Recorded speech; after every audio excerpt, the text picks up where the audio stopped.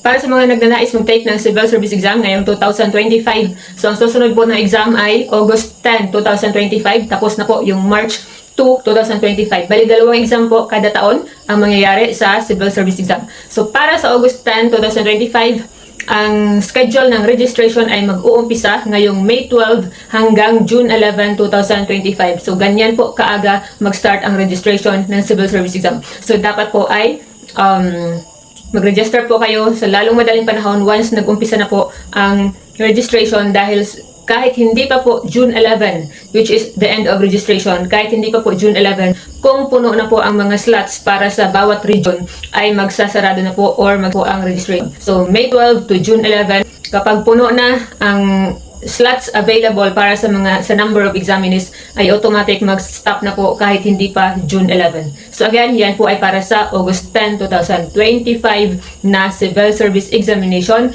professional and sub-professional level, written PPT or pen and paper. So, bali, yung gagamit ka ng lapis at ballpen. Kasi meron ding computerized examination, which is wala pang schedule sa ngayon. Kadalasan, majority ay kumukuha ng PPT or yung pen and paper test.